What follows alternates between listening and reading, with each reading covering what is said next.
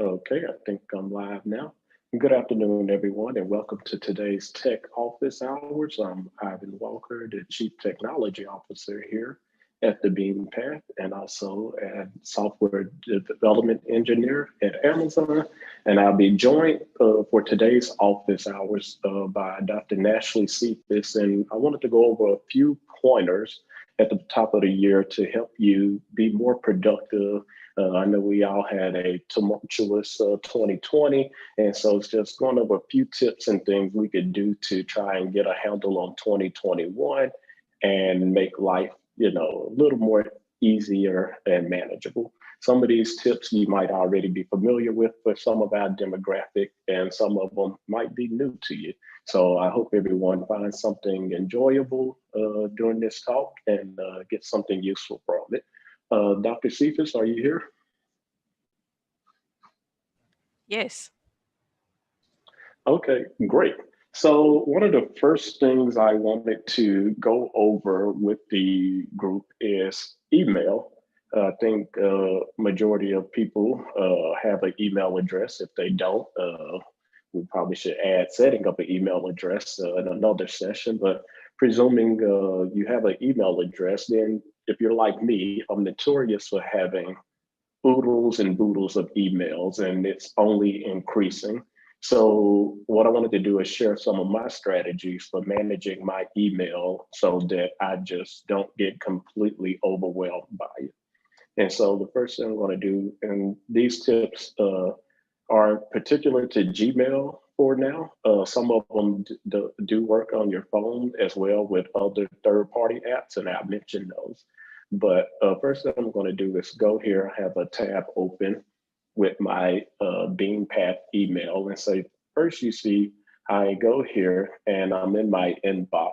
And so one of the first things I like to do, especially at the top of the year, is I see emails that I need to get rid of. And most people will just click all these emails. But the first thing you can do directly in Gmail is just right click it. Nothing fancy. You don't need to know any additional information on how to do an email search. You just simply go down and you say, I want to find more emails like this. And sometimes Google gets it right, sometimes they don't. So for me, I was more so looking for emails that are about updated invitations, or for me, these are calendar invites when we're scheduling meetings for the Beam Path. And so it deduced that it was going to try and find all emails from myself, my personal Gmail account that's not the Beam Path. And so let's try this with another email, Gmail Genius here. And so I use Gmail Genius. They send promotional emails. And I say, okay, well, I'm not really interested in what they have to uh, tell me at the moment. So I'm going to go here and say, find all these emails from Gmail Genius. And so now you can see here, it's found that there are 18 of these emails. And instead of trying to go through and find them each one by one, I have them all right here. And now I can just click select. And now I can say, you know what? Let me just delete that and instantly drop my inbox count down by 18 unread emails. And so I found this very useful for myself in terms of processing emails, because I found by using this pattern search and letting Gmail do the work that I can eliminate hundreds of emails in one fell swoop. Um, Dr. Stephens, anything you'd like to add to that, or that I might be glossing over? Oh, hey. No problem. Hey, everybody. Thank you for joining us today. Welcome to the Bean Pass first Tech Office Hours workshop for the year of 2021. Uh, I'm taking notes, Ivan. I have not heard of Gmail Genius. I'm actually curious about that myself, but also wanted to clean up those inboxes out there. Everybody, I hope you're paying attention. This is good stuff. All right, thank you. So now that we've got a way to kind of reduce the clutter in our inbox, the next thing that I personally like that Gmail recently added is When I'm in my inbox, I often see emails that require some action from me, but I'm not always ready to take that action. And so your default behavior might be to say, hey, I have this email for tech office hours. Maybe I need to do something with it. Maybe I don't. Let's assume I do. So you might be tempted to go up here and say, okay, I'm going to leave this one unread. Well, it's just going to sit in your inbox unread, but not necessarily call your attention to it. So a feature that Gmail's added, and there are third-party apps such as Boomerang that also have this feature that should work on Android and iPhone with your Yahoo, Gmail, AOL, if you're still into that kind of email. And so instead of doing that, what I would do is scroll across here. You'll see these options. And the one that's most interesting to me is Snooze. And so I might say, hey, this email will require my action in about, I think Tuesday morning, I should get back to this. So I hit snooze, I go, I say, okay, I would like for this email to pop back up in my inbox at 8:00 a.m. on Tuesday morning. If I think, I'm probably going to be handling these kinds of things, as I'm sure many of you are like me. I am a member of my HOA, I have work, I have side hustles, and all these things. So I get the option here to say, well, if this were an HOA thing, I might be in the mood for handling it around 10 o'clock that day. Or let's just say 12 o'clock. I'll handle it while I'm on lunch. And so now I can hit save. It knocked it out of my inbox, and it'll automatically put it back at the top of my inbox and draw my attention to it. I really liked it over just marking the email unread because it calls your attention to it, and we're letting the technology do the work for you instead of trying to remember that. So all those people who like to hit the snooze button out there when your alarm wakes you up in the morning, emails have snooze buttons too. Think Yeah, and I about it. think this is a relatively new feature, maybe past few months, maybe a year max, but for Gmail. But Boomerang as an app and other apps already saw the need for this. And so you often see, if you look in the App Store, different apps that give you these functionalities prior to the big tech companies because they can move faster. But eventually, the big tech companies find these features that they think, will most benefit the masses, and they gradually integrate them. Uh, so that's probably my second most favorite email feature. The one I like the most is I am all about process and productivity. If I see how something works, how I expect for it to flow, then I'm good. If I can't, then I'm not. And so for that, it's similar to when is the best time to recall my attention to an email. Also, I'm interacting with a lot of people, say, for instance, the property manager at my condo building. And I say, I could send her this email that's on my mind at 9:00 at night. So I say, I'll just say for brevity, I'm going to send this email to Carol, who's our property manager. And I might say, follow up on action item.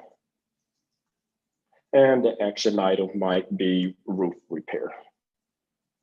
And so now, if I, remember this and I think about it at 9:00 on a Friday night, say, or even today, well, Carol works Monday through Friday. If I send her this email, it's going to have every other email that comes for the rest of today, all of Sunday, and Monday morning sitting on top of it. But I really want Carol to get to this as soon as she can. So instead of just sending the email, you'll notice this little arrow in Gmail. If you click it, you can schedule this email now.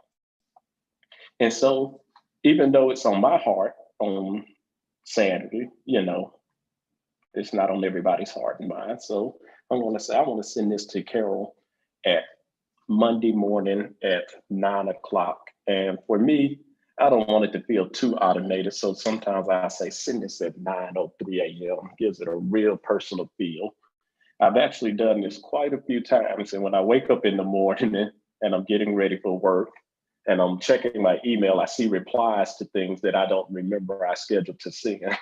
And so it looks like I'm up working and I'm not. I might have typed that message 2 days ago, a week ago, whenever. And so by simply go ahead and doing it now, I schedule send, I can move on. I don't have to worry about that anymore. So even if, this was something that I didn't plan to send for another week, even another month, I like to go ahead and do things like that that'll trigger me to recall my attention to things that either I've committed to or things that I thought were valuable and I need to follow up on, even if I haven't made a commitment. And so I really like these things because growing up, my parents taught me, to honor your word. And these are some simple tips that really help me stay on top of honoring my word and keeping my commitments in the digital era. And so those were three things that I wanted to start this talk off with that were specific to email, since I know a lot of people have email, and then if you don't, then, it's probably ideal to get some form of email. Dr. Cephas, would you like to add anything there? No, this is great. We have a few comments here. And sorry to be the creepy voice. I should turn my video on here, not the voice of God. All right, so from Heidi Barnett, thanks for tuning in, Heidi. She says, love that schedule option. Who knew? Thank you for all your knowledge sharing today. Thank you, Heidi. I'm glad that was useful. Oftentimes, being in the high tech space, I take for granted some of these tips and tricks. Was there anything else or another comment or question? We have questions, but we can hold off until towards the end of the presentation. Okay, so you ready for me to continue? Yep, sounds good. All right, perfect. So that's phase one. The second thing I wanted to, that I guess it's kind of like Oprah's favorite things, I'm realizing these are like Ivan's favorite things. That's what we should have called this. So one thing I know everyone does, or at least a lot of people, we all have very high quality cameras in our hands with our mobile devices. And if you're looking at my screen, you may be wondering, what is this next to what I just showed you for email here? And this is actually my iPhone screen showing here. Don't be alarmed that I have 72,963 unread messages. That's what we call a unified inbox. So I might have 4 or 5 different emails that's reflecting. And I know that's still probably 20,000 emails per inbox. But so right after this, I promise I'm gonna use some of my tricks and tips I showed you on my Bean Path email on this email. But the first thing I wanted to do was, you take all these pictures and the question is, your phone inevitably breaks. You're out jogging like I was a few months ago. You're hitting your stride and then your stride hits you back. You tumble to the ground. I should have protected my phone, but the first thing I did was look around and see if anybody saw me. And so my phone ended up cracked. I don't know if you can see that. So if that happens to you and you're not as fortunate as I am that your phone is still operational, then you're going to want to make sure you back up your pictures. Now, the iPhone, you can back up your pictures to iCloud, but that only comes with 5 gigabytes of storage. I think base model of the iPhone now has 32 or 64 gigs of memory. So if you take a lot of pictures, you easily want to run over that 5 gigs. And so now you're going to have to pay for additional iCloud storage. Well, an easy trick I like to do is, and this works on iPhone as well as Android, is if you go to the App Store and you search your App Store, let's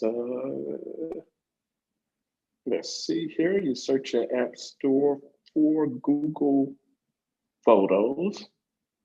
And so now I already have Google Photos stored, installed. And so you're going to hit open and you open Google Photos.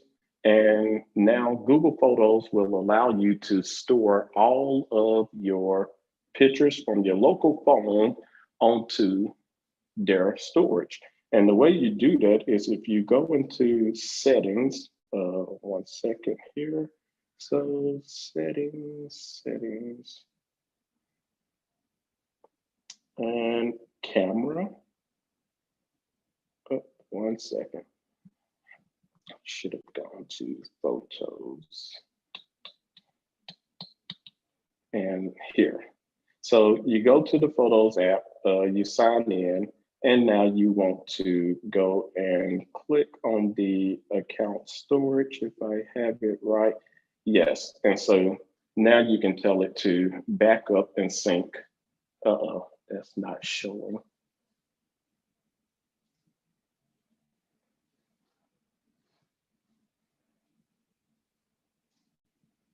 I'm sorry, can you see my screen? For some reason, It I it don't know just what's showing. it just we were able to see it. We were following, but you had the two windows up, the Google Photo window and the email window. Yep, 1 second here. So I'm going to restart this because it was showing something. Let's see here. There we go. So now let's click here and click here and let me share my screen here.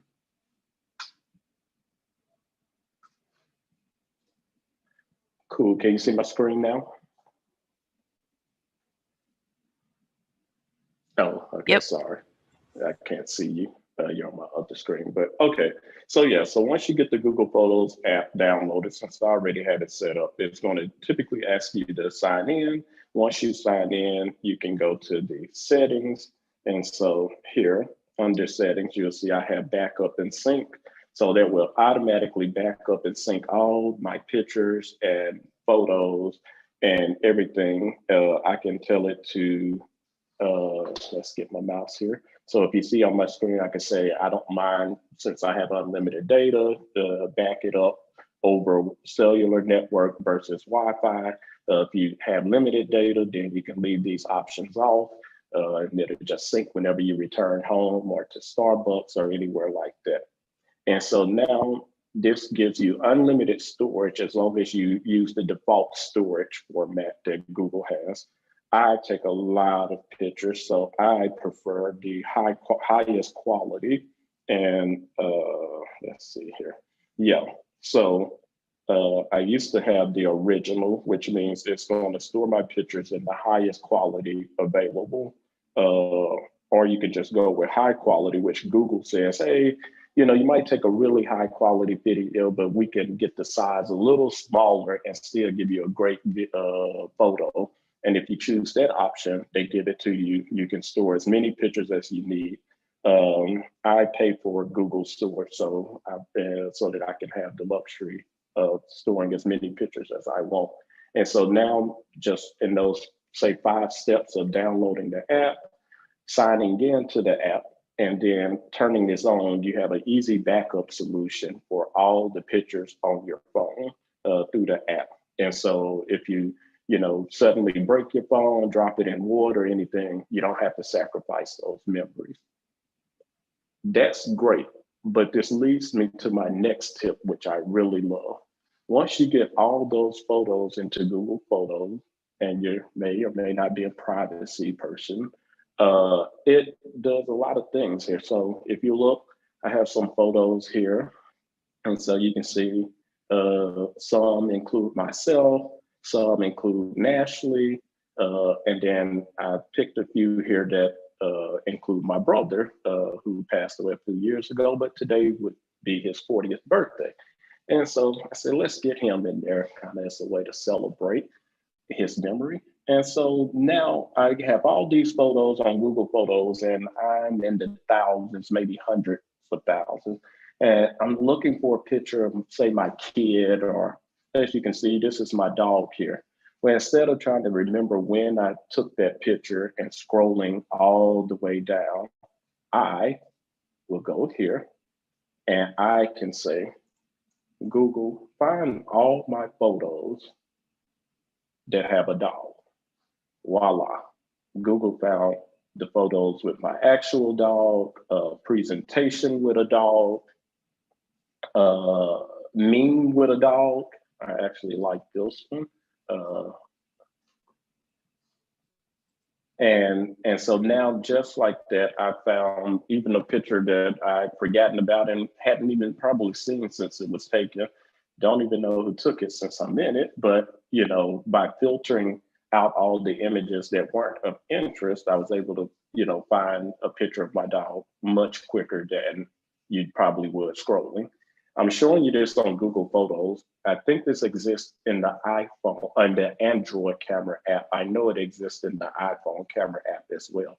Don't think it's going to be quite as powerful as Google since this is running in the cloud, but it is quite powerful. So I can do that same search for images of dogs on my phone. So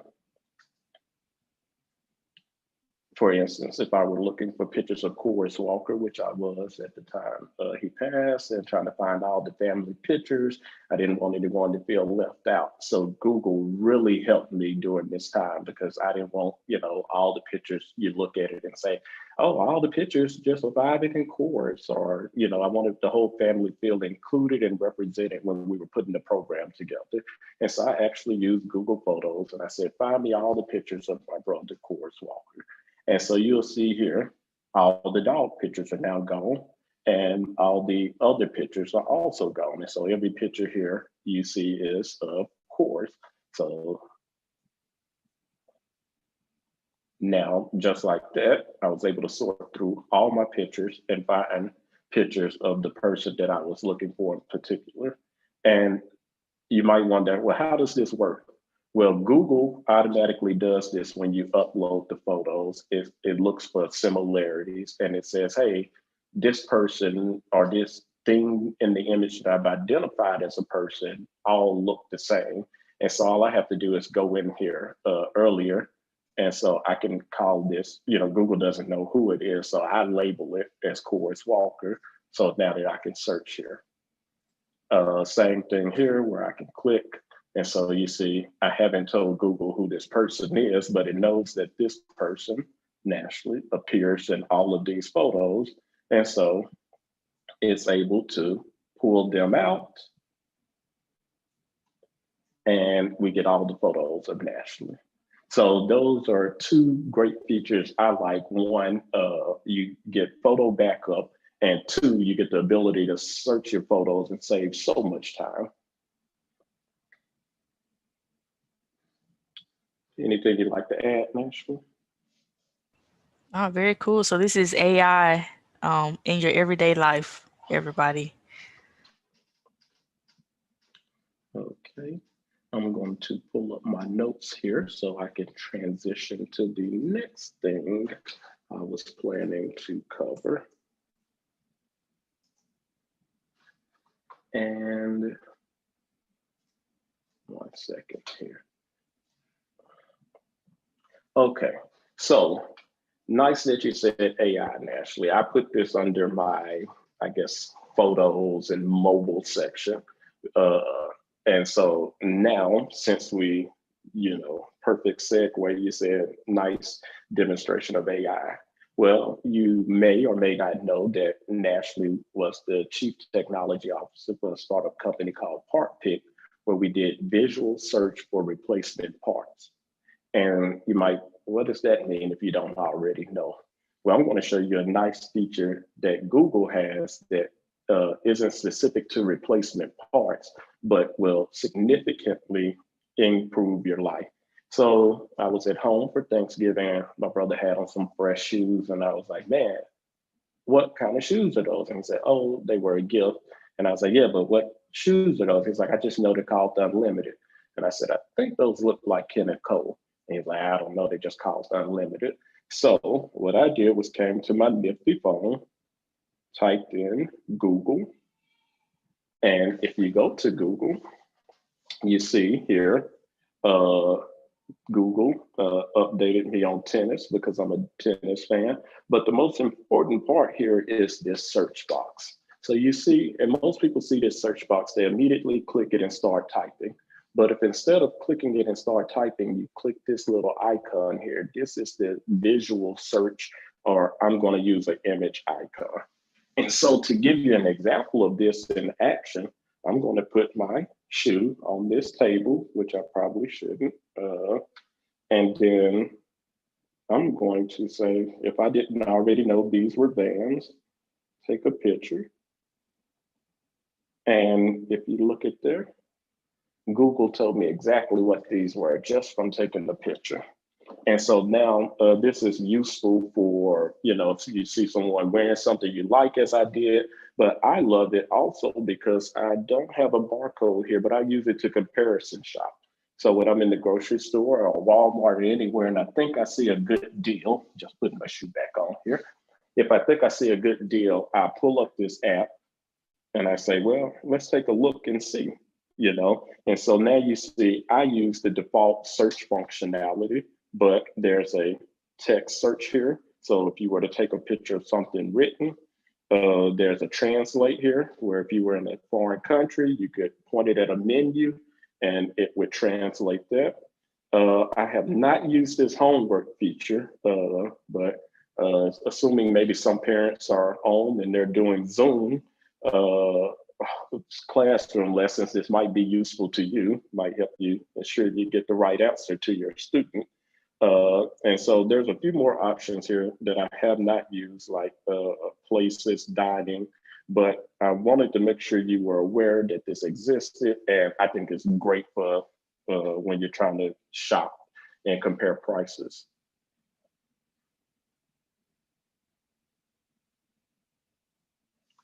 All right. Then let's do that. The next thing I mentioned in our previous talk about security was my passwords. And so how did I know that my passwords had been breached? I'm going to show you a little thing that most people don't even know exists. If you go to myaccount.google.com, this is Google's portal to let you know all the information they have on you.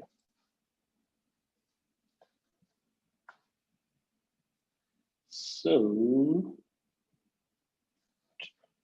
now Google here is telling me I have 2 terabytes of cloud storage, critical issues here. And so now if we go to privacy and personalization,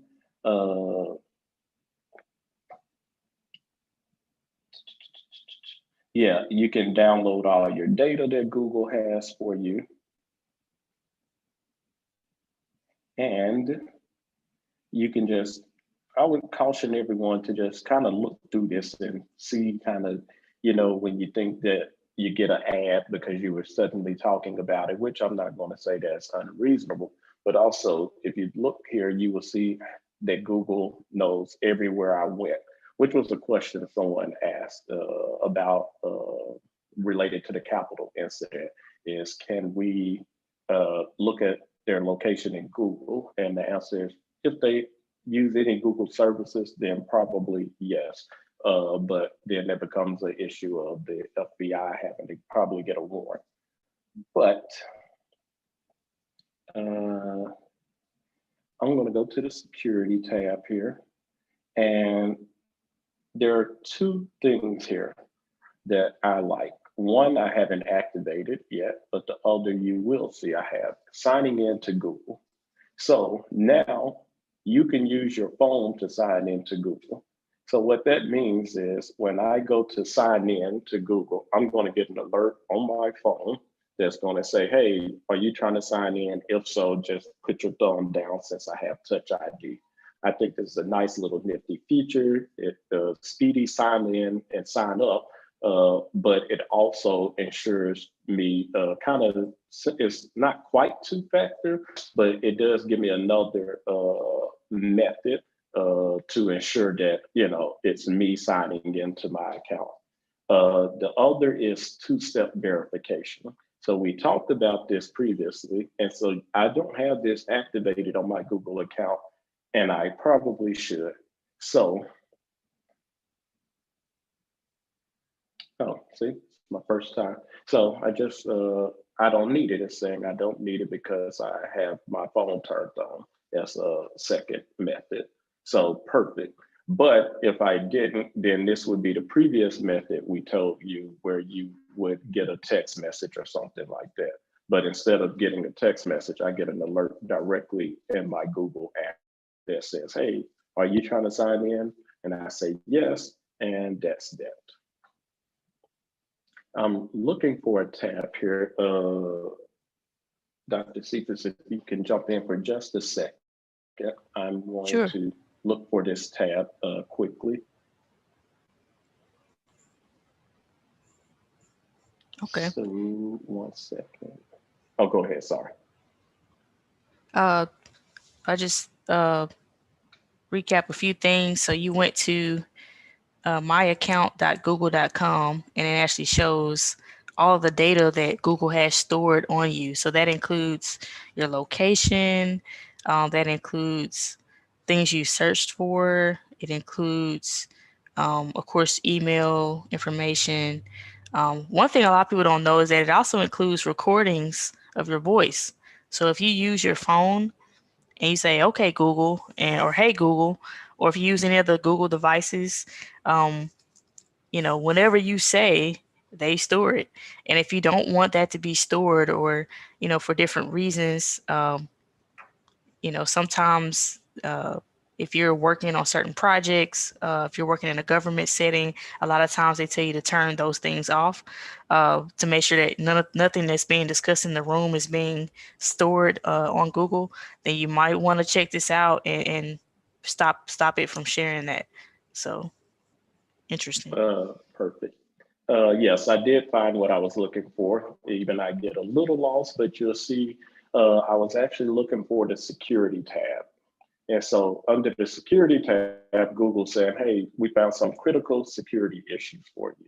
And so I mentioned this last time and I hadn't addressed them yet because well, some of them I don't care about, a lot of them actually, because I'm aware of how I use my credentials and some accounts. I'm like, so what, if you get into my fitness pal, as I said before, and, see my weight patterns or BMI.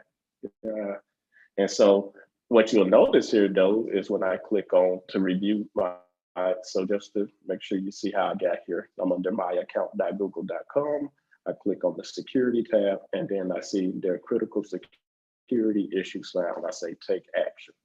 So Google says you have 4 saved passwords that have been compromised because it knows that I've been signing in using Google Chrome and or sometimes just even my Gmail directly. And so if I click this here, then I can go to password checkup.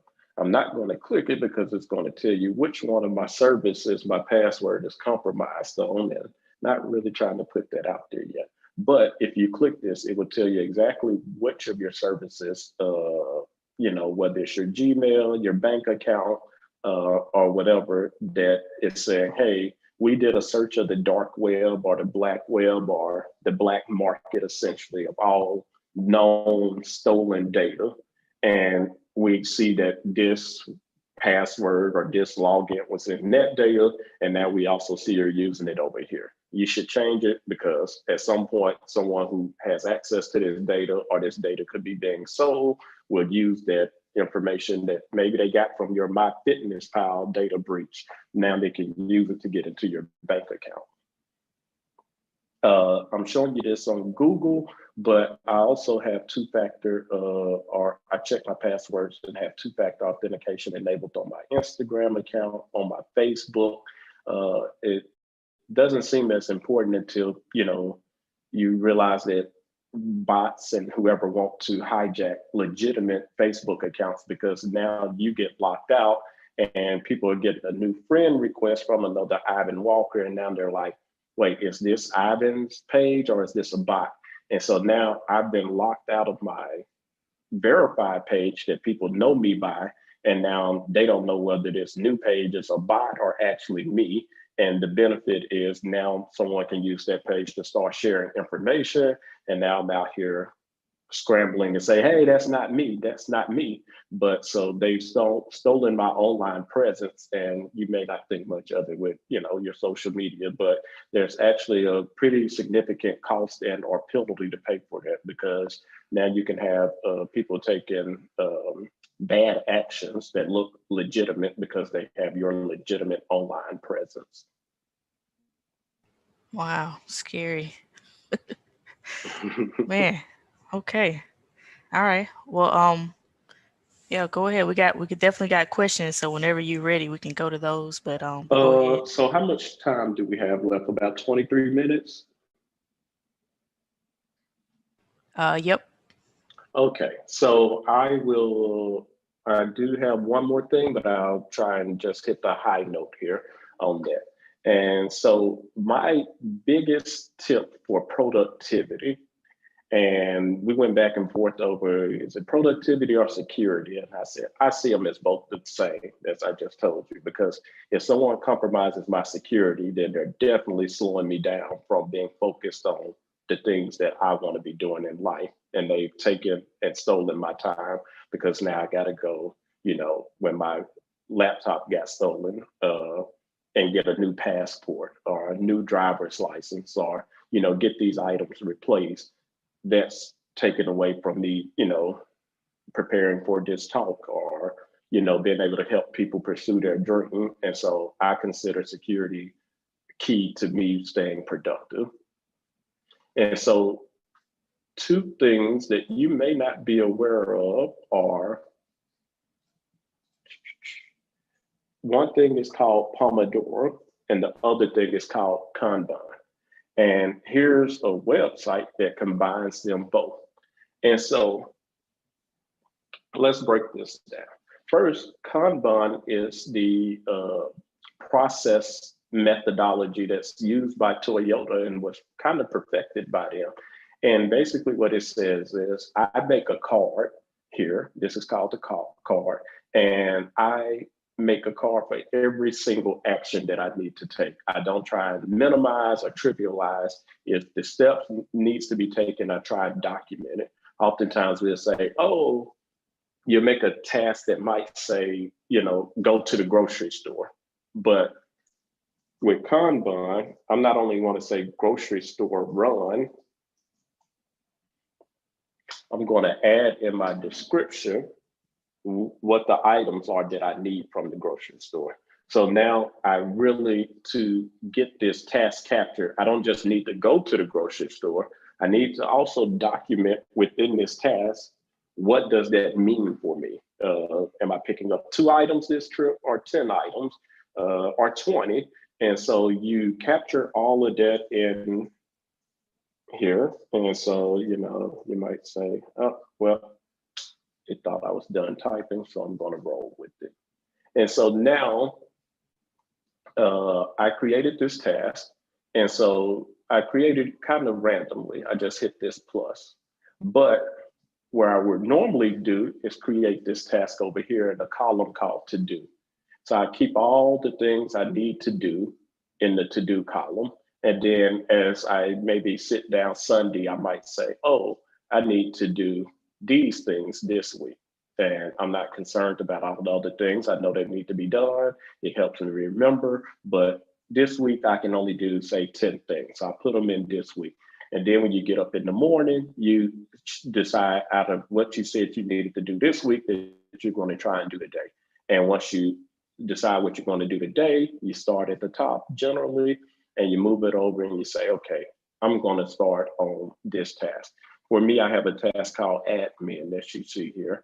And this simply might be checking emails, following up on my bills like I did this week, because I was like, I don't remember which bills I paid before that gap between Christmas and New Year's. And so then to help with that, the second part I mentioned is Pomodoro. Pomodoro says I set a timer and I focus only on that task for that time period. So the way you do this on kanbanflow.com is you click here. The default time for Pomodoro is 25 minutes, but you can change it. And so I say I want to do a Pomodoro on my admin task, and I will hit start. And what that means to successfully do a 25-minute Pomodoro is I don't do anything that's not admin related. That means taking phone calls. If email isn't part of it, then I'm not checking emails, because what Pomodoro says is the way to be most effective in life is that you're going to focus completely on the task. We like to do time estimates, which are good for helping to plan. But ultimately, when it comes down to time to do the actual task, the only way you can do it most efficiently is to completely focus on it. That's the only thing you can control mostly. If you get rid of distractions, it's saying, well, the best way for me to complete this successfully and efficiently is to move out all my distractions.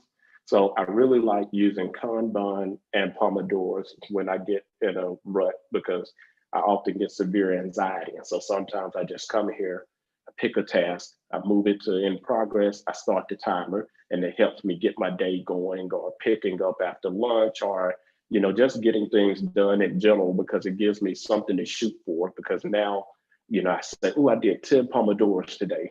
I don't think about, did I get 10 tasks done or 4 tasks?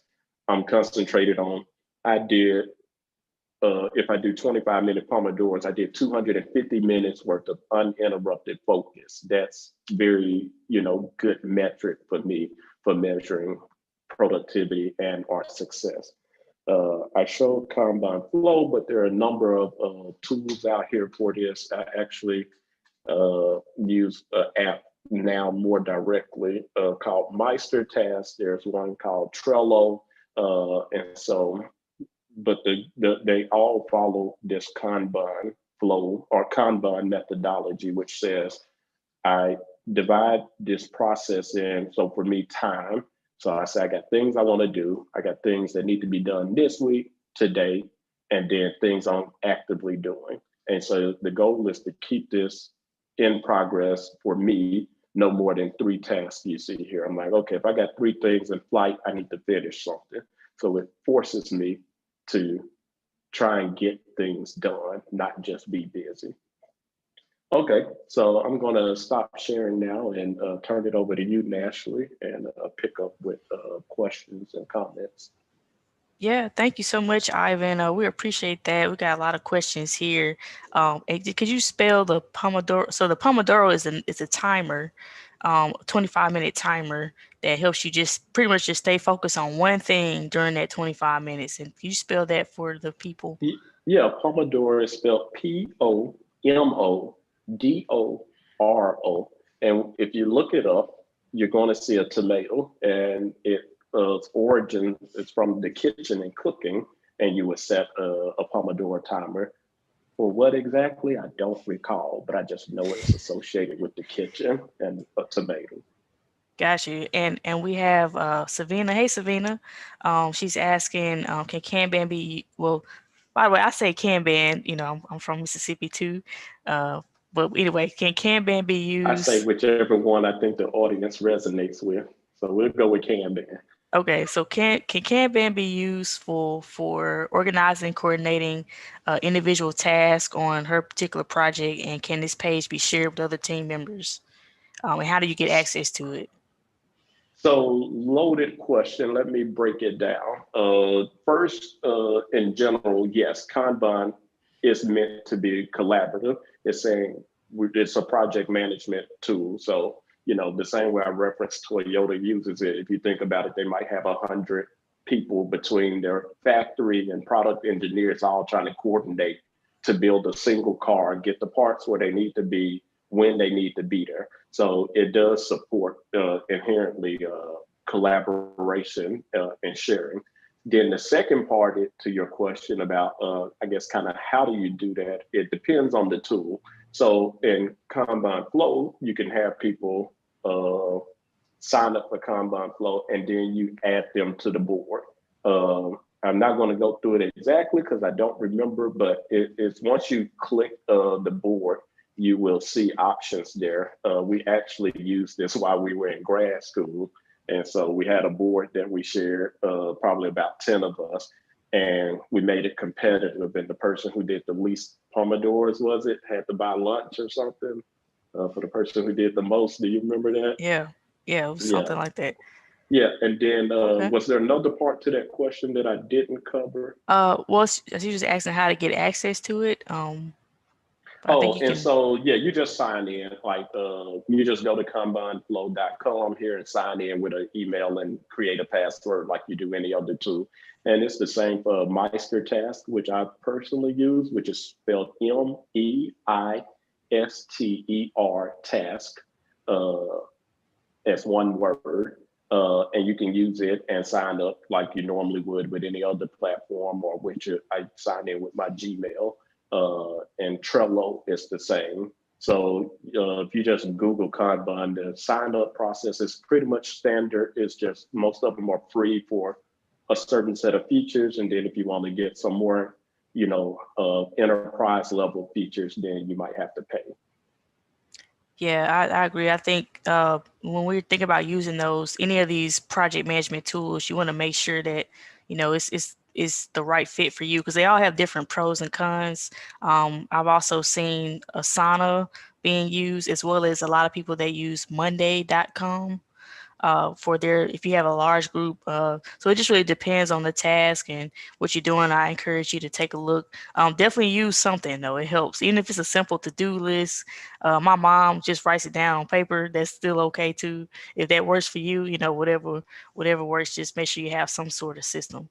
And Um, so, one thing I wanted to highlight when you said that I like about Kanban is for me, as I do things over and over, even simply paying my bills, I learn things like, oh, it's quicker if I pay it from my bank bill pay versus going to the merchant's website. And so, the power that Kanban board gives me over just a simple to do list is I make a note in that task. And so, every time I go to pay my mortgage, for instance, I don't have to actively remember, oh, should I pay this from my banking account or from the mortgage company's account? I have a note there and I just keep recreating that task every month. And if I learn some more information, I just type it in there. And so it's not just what to do, I capture how to do it. yep, sounds good. Learning from your experiences. That's what it's all about. All right, so we got about 8 questions here. I'm gonna try to get through most of these. All right. First one here says I use a few apps to see who has unfollowed me on Instagram. It typically requires for me to log in and grant access. Is this safe? Uh, Generally speaking, I'm apprehensive about any app that I grant access to my social media or whatever.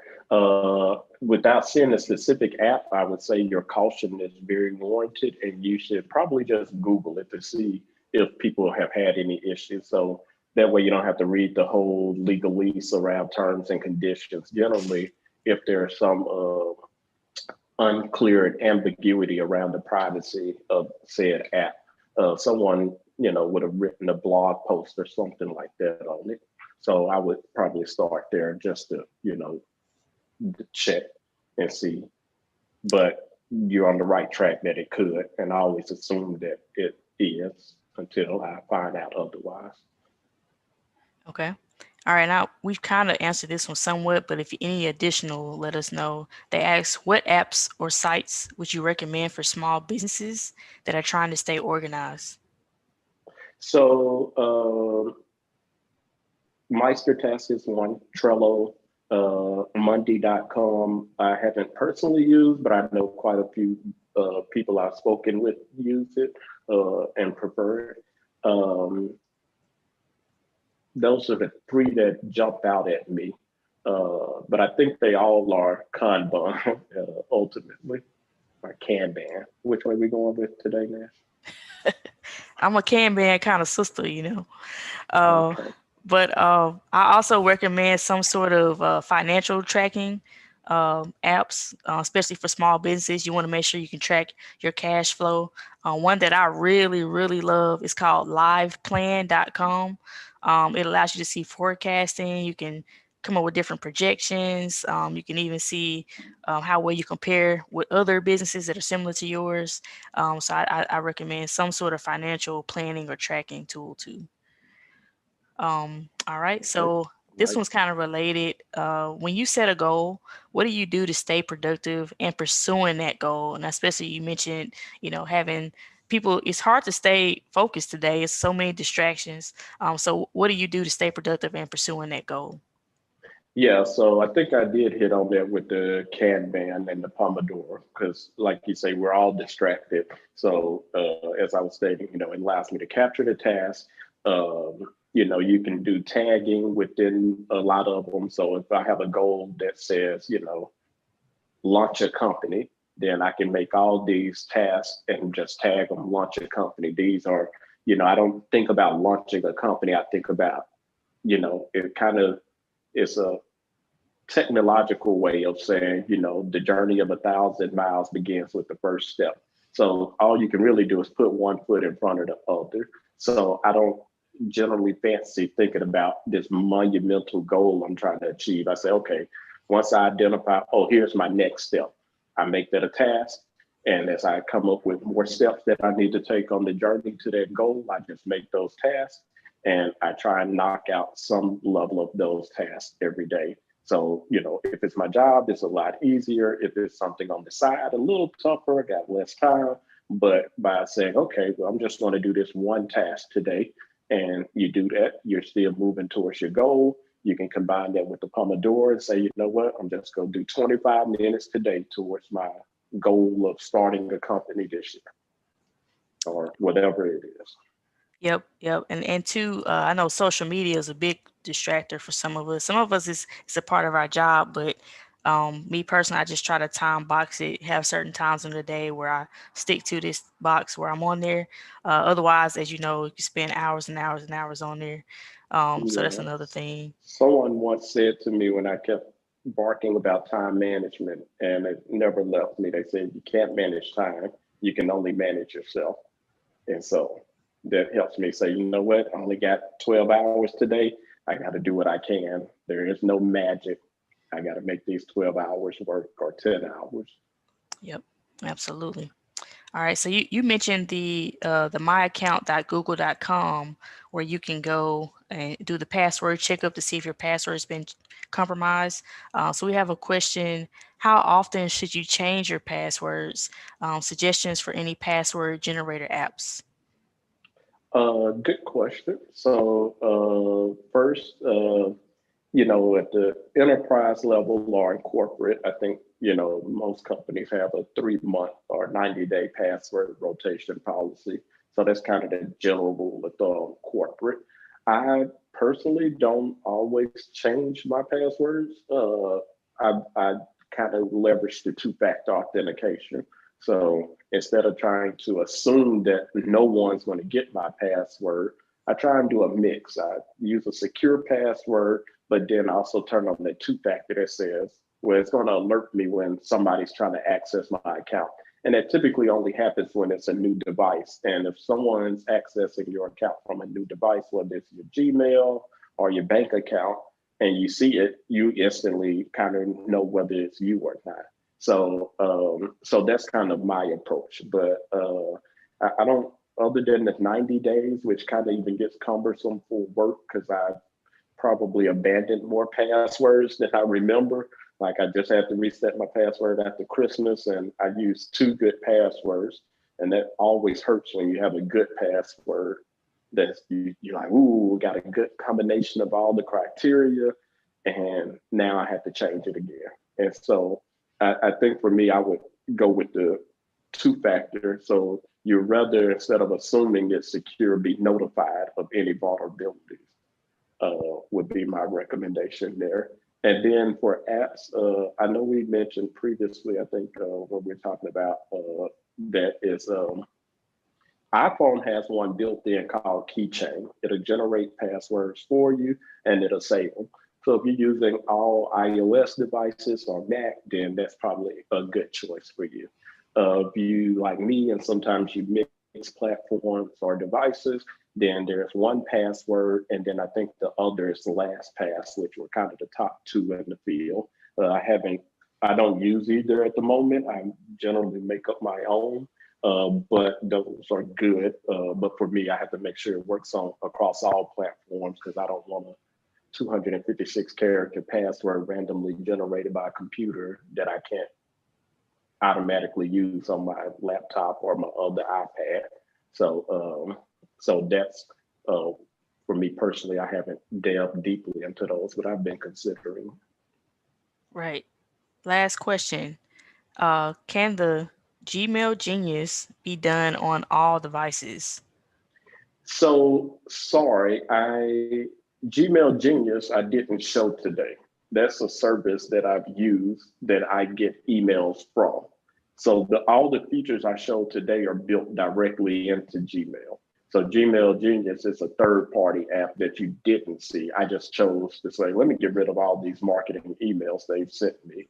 But the snooze, the schedule send, and find similar emails are all built directly into Gmail. Gotcha. And so therefore they probably can be used on all devices. Yes, Yep. yeah, they're available. Yep, on desktop, mobile. Okay, wonderful. Well, Ivan, any last words? We really appreciate your time here today. I just hope this is useful. Looking forward to sharing more tips to help you, survive and thrive in the digital world. All right, wonderful. And for those of you who tuned in today, we have a special thank you for the viewers. From now until 3:30 p.m. Central Time, uh, because you tuned in, you can get 20% off and free shipping on all products on our online shop, thebeanpath.org/shop, which all the proceeds go back to the Bean Path.